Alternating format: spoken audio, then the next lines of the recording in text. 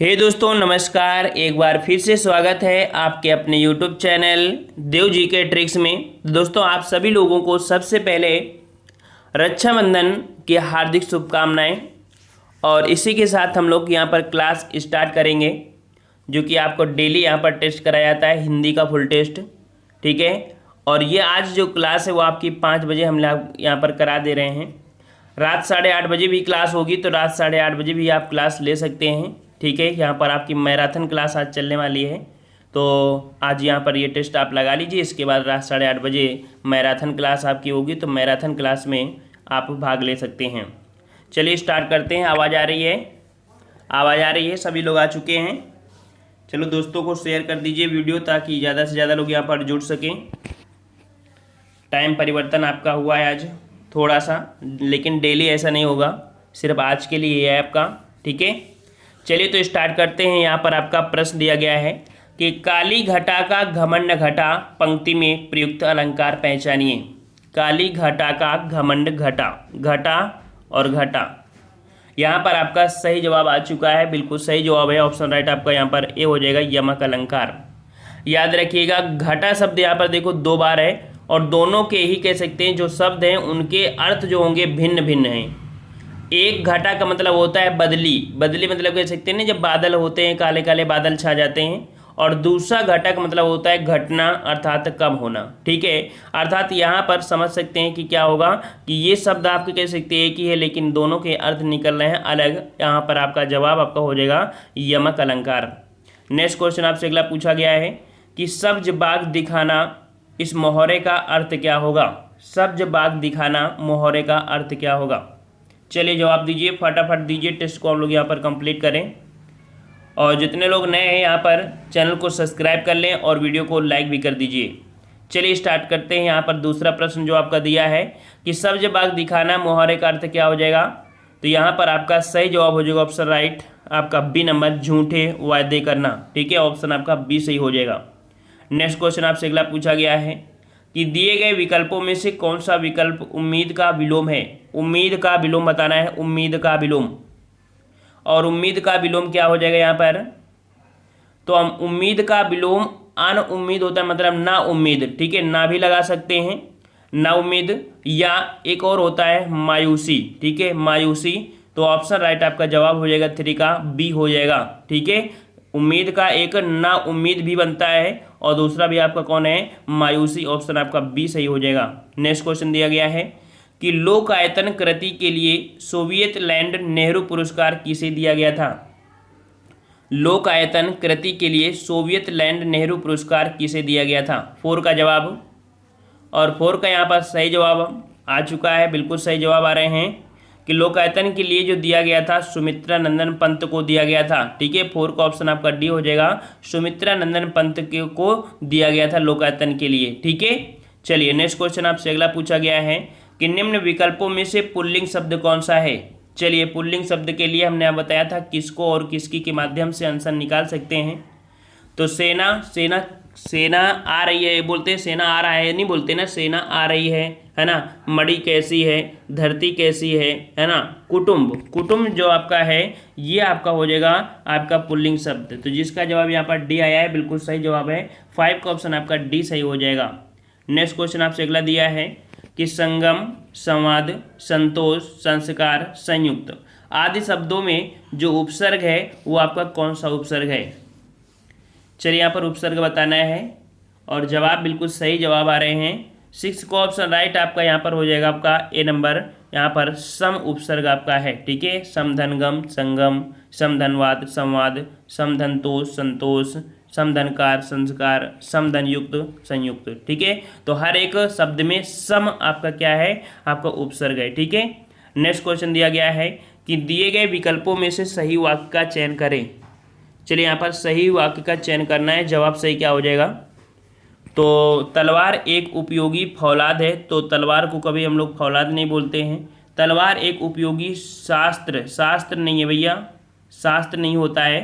तलवार एक उपयोगी शस्त्र है। ठीक है, शस्त्र है। देखो शस्त्र और अस्त्र में अंतर क्या होता है? शस्त्र का अर्थ होता है हाथ में जो लेकर चलाया जाने वाला हथियार, उसे शस्त्र बोलते हैं। और अस्त्र जो होता है वो फेंक कर चलाया जाने वाला होता है, उसे हम लोग अस्त्र को बोलते हैं। तो तलवार देखो हम लोग हाथ से ही पकड़ के चलाते हैं ना, तो तलवार एक उपयोगी क्या है, शस्त्र है। ऑप्शन आपका सी सही हो जाएगा। नेक्स्ट क्वेश्चन दिया गया है, दिए गए विकल्पों में से सही का चयन करें। द्वितीय स्थान बनना है आपको कि जब कंधे पर भार पड़ेगा तब भाव मालूम पड़ेगा। मतलब यहाँ पर कह सकते हैं कि कौन सा ऑप्शन भर दिया जाए जो आपका सही हो जाए। यहाँ पर जब कंधे पर गृहस्थी का भार पड़ेगा, ठीक है, गृहस्थी का भार पड़ेगा तब आटे दाल का भाव मालूम होगा, है ना। ऑप्शन आपका डी यहाँ पर भरा जाएगा। यहाँ पर गृहस्थी, यहाँ पर आपका आटे दाल हो जाएगा। ठीक है, आपने कई बार कहावत सुने होंगे ना, जब बोलते हैं ना कि कोई बच्चा ज़्यादा खर्चा करता है या इधर उधर करता रहता है, बोलते हैं ना कि जब शादी हो जाएगी ना और इसके बाद जब गृहस्थी पड़ेगी तब समझ में आएगा, है ना, बोलते हैं ना, वही चीज़ आपका है। चलिए नेक्स्ट क्वेश्चन आपसे अगला पूछा गया यहाँ पर कि इनमें से कौन सा शब्द अंग्रेजी में अपनाया गया है जिसका अर्थ भिन्न होता है। कौन सा शब्द अंग्रेजी में अपनाया गया है जिसका अर्थ भिन्न होता है, 9 का जवाब। और 9 का ऑप्शन राइट आपका सही जवाब हो जाएगा आपका ए नंबर, जगन्नाथ। ठीक है, जगन्नाथ शब्द को आपको अंग्रेजी में अपनाया गया है जिसका अर्थ कह सकते हैं भिन्न होता है। देखिए जग का अर्थ होता है यहाँ पर क्या, संसार होता है, और यहाँ पर जो दिया है नाथ, ठीक है, ये कह सकते हैं एक लोटे नुमा बर्तन जो होता है, ठीक है, उसको बोलते हैं। तो यहाँ पर याद रखिएगा, इसको हम लोग क्या बोलते हैं कि इसे अंग्रेजी शब्द से अपनाया गया है। ठीक है, नेक्स्ट क्वेश्चन आपसे अगला पूछा गया है, दिए गए विकल्पों में से शुद्ध वाक्य छांटिए। चलिए यहाँ पर छांटिए कि कौन सा शुद्ध वाक्य है। चलिए चारों ऑप्शन पढ़ना पड़ेगा। और यहाँ पर देखिए वह शायद से आ जाएगा, क्या ये लिखा हुआ है, सही लिखा है क्या, ये नहीं लिखा हुआ है ना। चाकू से बच्चों को काटकर फल थोड़े देते हैं। मेरे जूतों तुमसे अच्छे हैं, नहीं। गांधी जी ईश्वर के पक्के भक्त थे। तो ऑप्शन यहाँ पर आपका डी सही हो जाएगा, जो कि बिल्कुल राइट है। देखो यहाँ पर अगर इसे शुद्ध बनाया जाए तो क्या बनेगा, ये हो जाएगा शायद वह आज आएगा, है ना। दूसरा क्या हो जाएगा यहाँ पर, दूसरा हो जाएगा चाकू से फल काटकर बच्चों को दो, है ना। तीसरा हो क्या हो जाएगा कि मेरे जूते तुमसे अच्छे हैं। इस प्रकार से इनको हम लोग शुद्ध कर सकते थे। नेक्स्ट क्वेश्चन आपसे अगला है, दिए गए विकल्पों में से कौन सा विकल्प स्मरण का विलोमार्थी शब्द है। स्मरण का विलोम, और स्मरण का विलोम यहाँ पर क्या बनेगा। चलिए साथियों जवाब देते चलिए। जवाब यहाँ पर आपका सही हो जाएगा, स्मरण का होता है विस्मरण। क्या होता है, विस्मरण होता है, याद रखिएगा। ठीक है, और नेक्स्ट क्वेश्चन आपसे अगला पूछा है, शुद्ध शब्द के अंत में क्या जोड़ने पर शब्द बहुवचन बन जाएगा। यहाँ पर शुद्ध में अगर कौन सा जोड़ा दिया जाए यहाँ पर शब्द जिससे वो बहुवचन दिख जाएगा। 12 का जवाब, शुद्धि शब्द के साथ अगर हम लोग जन जोड़ दें, शुद्ध शब्द के साथ अगर हम लोग जन जोड़ दें तो बन जाएगा शुद्धिजन, जो कि आपको बहुवचन हो जाएगा। ऑप्शन आपका ए सही हो जाएगा। नेक्स्ट क्वेश्चन है, अमृत और विष किसकी रचना है। अमृत और विष किसकी रचना है। चलिए 13 का ऑप्शन बताना है, अमृत और विष। और याद रखिए एक प्रकार की उपन्यास है, ठीक है, और ये जो आपकी है ये अमृतलाल नागर की है। ऑप्शन राइट आपका बी हो जाएगा, अमृतलाल नागर की रचना है। ठीक है, और नेक्स्ट क्वेश्चन आपसे अगला पूछा गया है यहाँ पर कि निम्नलिखित में से किस विकल्प में त्रुटि नहीं है।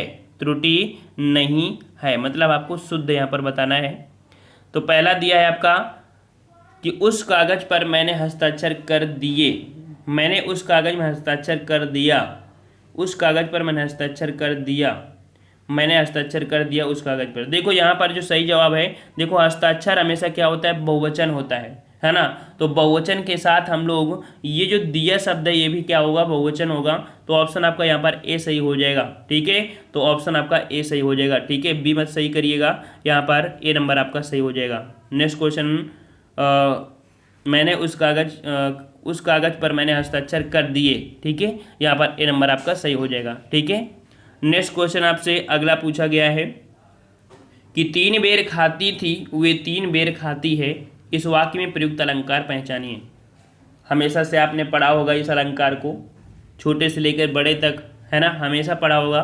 और बिल्कुल सही जवाब है, ऑप्शन राइट आपका बी हो जाएगा, यमक अलंकार हो जाएगा। ठीक है, यमक अलंकार हो जाएगा। बेर शब्द आपको देख सकते हैं कि प्रयोग हुआ है ना, और बेर का एक बार अर्थ होता है कि बार, है ना, दूसरे बेर का होता है खट्टा मीठा, है ना। चलिए नेक्स्ट क्वेश्चन को आते हैं। नेक्स्ट क्वेश्चन कह रहा है आपसे, खराद पर चढ़ना का अर्थ कौन सा विकल्प सही है? खराद पर चढ़ना, खराद पर चढ़ने का अर्थ आपके क्या बनेगा? तो यहाँ पर 16 का ऑप्शन राइट, आपका सही जवाब हो जाएगा ऑप्शन राइट जांच में आना। ठीक है, जांच में आना, ऑप्शन आपका सी सही हो जाएगा। नेक्स्ट क्वेश्चन आपसे अगला पूछा गया है कि दिए गए विकल्पों में से कौन सा विकल्प संक्षिप्त का विलोम शब्द है? संक्षिप्त का विलोम, 17 का जवाब। संक्षिप्त का विलोम क्या हो जाएगा आपका? तो संक्षिप्त और इसका विलोम बनेगा विस्तृत। क्या बनेगा? विस्तृत बनेगा, ऑप्शन आपका डी सही हो जाएगा, याद रखिएगा। ठीक है, और नेक्स्ट क्वेश्चन को आते हैं। क्वेश्चन आपसे अगला पूछा गया है कि दिए गए विकल्पों में से कौन सा विकल्प प्रत्यक्ष शब्द का समानार्थी शब्द है? प्रत्यक्ष का समानार्थी अर्थात पर्याय। तो प्रत्यक्ष का यहाँ पर पर्याय क्या हो जाएगा? ऑप्शन सी हो जाएगा, साक्षात, है ना? क्या हो जाएगा? साक्षात, ये कह सकते हैं प्रत्यक्ष। ठीक है, और नेक्स्ट क्वेश्चन को आते हैं। क्वेश्चन आपसे अगला कह रहा है कि चरण कमल बंदो हरिराई में चरण कमल का अर्थ क्या है? वैसे आपने इसे रूपक अलंकार में पढ़ा होगा, और रूपक अलंकार के अगर आपको परिभाषा याद होगी कि जहाँ उपमेय में उपमान की तुलना करते हैं, है ना, वहाँ पर आपका रूपक अलंकार होता है। तो यहाँ पर देख सकते हैं चरण कमल का अर्थ क्या हो जाएगा? कमल के फूल जैसे पैर। ठीक है, 19 का ऑप्शन आपका जवाब हो जाएगा आपका डी नंबर। ठीक है, डी नंबर आपका सही हो जाएगा। नेक्स्ट क्वेश्चन है, खिचड़ी किस प्रकार का शब्द है? खिचड़ी किस प्रकार का शब्द है? 20 का जवाब दीजिए। और खिचड़ी यहाँ पर जो शब्द हो जाएगा वो आपका हो जाएगा ऑप्शन राइट। ऑप्शन राइट आपका यहाँ पर बी हो जाएगा, देशज शब्द है। याद रखिए, खिचड़ी कैसे शब्द है? देशज शब्द है। और देशज शब्द ऐसे होते हैं जिनका पता नहीं चलता कि कहाँ से आए, उन्हें देशज शब्द कहते हैं। नेक्स्ट क्वेश्चन आपसे अगला पूछा गया है कि उचित शब्द का चयन करें। यहाँ पर औद्योगिक लिखा है, वो किस प्रकार से सही लिखा जाएगा? औद्योगिक किस प्रकार से सही लिखा जाएगा? और बिल्कुल जवाब आ रहे हैं, और बिल्कुल सही जवाब है औद्योगिक होता है, औद्योगिक। डी नंबर आपका सही हो जाएगा। नेक्स्ट क्वेश्चन दिया है कि आए थे हरिभजन को ओटन लगे कपास, कहावत का अर्थ बताइए। आए थे हरिभजन को ओटन लगे कपास, यहाँ पर बताना है सही क्या हो जाएगा। और यहाँ पर आपके ऑप्शन दिए हैं, ऑप्शन आपका डी दिया है। देखिए, किसी कार्य विशेष की उपेक्षा कर किसी अन्य कार्य में लग जाना, ऑप्शन आपका डी हो जाएगा। ठीक है, किसी कार्य विशेष की उपेक्षा कर किसी अन्य कार्य में लग जाना, ये आपका हो जाएगा राइट आंसर। ठीक है, अगला क्वेश्चन आपको दिया है गद्यांश। ठीक है, और 23 से 25 तक आपकी गद्यांश है। हमने आपको बताया था कि गद्यांश को सॉल्व करने का तरीका कि अगर गद्यांश बड़ा है तो उसके प्रश्नों को पढ़ लीजिए, फिर गद्यांश को पढ़िए तो आंसर जल्दी से आ जाएंगे। और छोटा गद्यांश है तो उसे आप पढ़ लीजिए और इसके बाद आंसर दे दीजिए। ठीक है, और वैसे अभी आपके पेपर यहाँ पर ऑनलाइन नहीं हो रहे तो कोई दिक्कत नहीं है, जिस हिसाब से आप चाहें उस हिसाब से कर सकते हैं। ठीक है, तो हम लोग यहाँ पर इसे स्किप कर दे रहे हैं। चलिए, यहाँ पर दिया गया है 26 नंबर कि परीक्षा में कठिन प्रश्नों को देखकर मेरी अक्ल चकराने लगी। यहाँ पर दिया है अक्ल चकराना। अक्ल चकराना मतलब क्या होता है? इसका मतलब आपका हो जाता है कुछ समझ में ना आना। ठीक है, कुछ समझ में ना आना, ऑप्शन आपका डी सही हो जाएगा। नेक्स्ट क्वेश्चन दिया है कि दिए गए विकल्पों में से कौन सा विकल्प अंगना शब्द का समानार्थी शब्द है? अंगना का समानार्थी बताना है। अंगना का समानार्थी क्या बनेगा? और बिल्कुल सही जवाब है यहाँ पर 27 का ऑप्शन राइट आपका जवाब हो जाएगा डी नंबर। अंगना का समानार्थी आपके बनेगा स्त्री बनेगा। ठीक है, ऑप्शन राइट आपका डी सही हो जाएगा। नेक्स्ट क्वेश्चन है, स्त्रीलिंग शब्द होते हैं। चलिए यहाँ पर बताइए कि स्त्रीलिंग शब्द आपके कौन से होते हैं? तो यहाँ पर देशों के नाम, पर्वतों के नाम, वृक्षों के नाम, नक्षत्रों के नाम। तो यहाँ पर देखो, ये हमेशा पुल्लिंग में होता है, पर्वत भी पुल्लिंग में, वृक्ष भी पुल्लिंग में, लेकिन नक्षत्र जो होते हैं ये आपके स्त्रीलिंग में होते हैं। 28 का ऑप्शन राइट आपका जवाब डी सही हो जाएगा। ठीक है, नेक्स्ट क्वेश्चन आपसे अगला पूछा है कि सूरदास और नंददास की काव्य रचनाओं की भाषा कौन सी है? सूरदास और नंददास की काव्य रचनाओं की भाषा कौन सी है? 29 नंबर। और 29 का ऑप्शन राइट आपका जवाब यहाँ पर आपका सी हो जाएगा, ब्रज भाषा। ठीक है, ब्रज भाषा ऑप्शन राइट आपका यहाँ पर सी सही हो जाएगा। नेक्स्ट क्वेश्चन दिया है कि इन वाक्यों को सही क्रम में लगाएं। यहाँ पर देख लीजिए कि किस क्रम में इनको लगाएं, जो आपका बिल्कुल सही हो जाएगा। तो यहाँ पर अगर देखा जाए तो रावण तो सिर्फ रावण है, रावण दुनिया में इस नाम का दूसरा कोई व्यक्ति नहीं। राम तो बहुत मिल जाएंगे लेकिन रावण नहीं।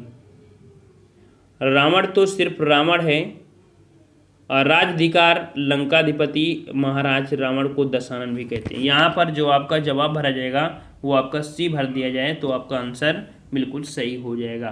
ठीक है, ये आपका है सी नंबर, पहले बी फिर डी फिर ए फिर आपका सी। चलिए नेक्स्ट क्वेश्चन दिया गया है कि सालों बाद उसका प्रवासी पति लौटा है। सालों बाद उसका प्रवासी पति लौटा है, यहाँ पर विशेषण पूछा गया है, और अगर इसकी पहचान कर लेते हैं तो इसका मतलब विशेषण आपको आ रहे हैं। चलिए इसका विशेषण बताइए। तो यहाँ पर उसका जो सालों बाद उसका प्रवासी जो आपका है ये आपका विशेषण है, याद रखिए। 31 को ऑप्शन राइट, आपका जवाब आपका सी हो जाएगा। प्रवासी यहाँ पर आपका विशेषण है। नेक्स्ट क्वेश्चन है कि निम्न विकल्पों में से पुल्लिंग शब्द कौन सा है। पुल्लिंग शब्द कौन सा है? चलिए 32 का जवाब सही क्या होगा। और पुल्लिंग शब्द यहाँ पर दिया है आपका, देखो पक्षी दिया है, रास चील कुर्सी। पक्षी कैसा है, कैसी नहीं बोलते हो, है ना। यहाँ पर मैक्सिमम आप पक्षी कैसा है, देखो कैसा पक्षी है, वो कैसा पक्षी है। तो यहाँ पर जो पक्षी ही है यही आपका पुल्लिंग है। रास चील कुर्सी ये आपकी स्त्रीलिंग होती है। ठीक है, नेक्स्ट क्वेश्चन है कि दिए गए विकल्पों में से कौन सा विकल्प निषिद्ध का अर्थ है। निषिद्ध का अर्थ बताना है कि निषिद्ध का अर्थ क्या बनेगा। चलिए यहाँ पर निषिद्ध का सही जवाब क्या हो जाएगा, 33 को ऑप्शन। तो निषिद्ध का अर्थ होता है आधी रात। ठीक है, ऑप्शन आपका बी हो जाएगा, आधी रात होता है बी नंबर। नेक्स्ट क्वेश्चन दिया है कि काजल की रेख सी कतार है खजूर की। काजल की रेख सी कतार है खजूर की, इस पंक्ति में अर्थालंकार का कौन सा भेद है। तो यहाँ पर 34 का जवाब क्या हो जाएगा, आपका सही जवाब हो जाएगा ऑप्शन राइट, यहाँ पर डी नंबर आपका उपमा अलंकार हो जाएगा। ठीक है, क्या हो जाएगा, उपमा अलंकार हो जाएगा यहाँ पर। ठीक है, यहाँ खजूर के वृक्षों की पंक्ति की तुलना काजल की रेखा से की गई है। समझ में आ गया ना, ऑप्शन डी सही हो जाएगा। नेक्स्ट क्वेश्चन है कि प्रेम अनदेखी राहों की राह की आकर्षक होता है। प्रेम अनदेखी राहों की तरह, माफ करिए, प्रेम अनदेखी राहों की तरह ही आकर्षक होता है। वाक्य का काल पहचानिए। प्रेम अनदेखी राहों की तरह ही आकर्षक होता है, होता है। तो ये तो आपको वर्तमान है, और किस प्रकार का वर्तमान है, तो ये आपका सामान्य वर्तमान काल का है। ठीक है, ऑप्शन आपका बी सही हो जाएगा। नेक्स्ट क्वेश्चन है कि किसी का या किसी के पाकर उसके प्रति भाव प्रकट करना आवश्यक है। मतलब कि किसी का क्या पाकर, यहाँ पर अगर भर दिया जाए किसी का मदद पाकर उसके प्रति कर्ज, ये तो होगा नहीं। किसी का सहायता, किसी की सहायता पाकर, देखिए ऑप्शन आपका यहाँ पर आपका हो जाएगा सी नंबर। किसी की सहायता पाकर उसके प्रति कृतज्ञता का भाव प्रकट करना आवश्यक है, ऑप्शन आपका सी भरा जाएगा। नेक्स्ट क्वेश्चन है कि किस शब्द में गण का प्रयोग कर बहुवचन नहीं बनाया जा सकता। तो यहाँ पर गण का प्रयोग बहुवचन बनाने में नहीं कर सकते हैं। पहला नेतागण तो होता ही है, भक्तगण भी होता है, शिक्षकगण, लेकिन देवी गण नहीं होता है। ठीक है, ऑप्शन राइट आपका बी सही हो जाएगा। नेक्स्ट क्वेश्चन है इनमें से कौन सा तत्सम शब्द नहीं है। कौन सा तत्सम शब्द नहीं है। तो यहाँ पर तत्सम देखिए चछ, ठीक है, आका होता है, उष्ट भी हो गया, दद भी हो गया, लेकिन श्रृंगार यहाँ पर आपका तद्भव है, और इसका तत्सम बनता है श्रृंगार। ठीक है, श्रृंगार बनता है। ठीक है, तो इस प्रकार से डी नंबर आपका यहाँ पर ये तत्सम नहीं था। नेक्स्ट क्वेश्चन है कि दिए गए विकल्पों में से सही का चयन कर रिक्त स्थान की पूर्ति कीजिए। और यहाँ पर सही जवाब क्या बनेगा आपका, परभृत। यहाँ पर देखिए कोयल, बगुला, सांप, रंग, यहाँ पर जो आपका दिया है कौन, परभृत कोयल का पर्याय है। ठीक है, ए नंबर आपका हो जाएगा कि परभृत जो होता है वो कोयल का पर्याय होता है। ठीक है, याद रखिएगा। नेक्स्ट क्वेश्चन दिया है कि प्रेम में भगवान रचना के लिए जैनेन्द्र को किस पुरस्कार से सम्मानित किया गया।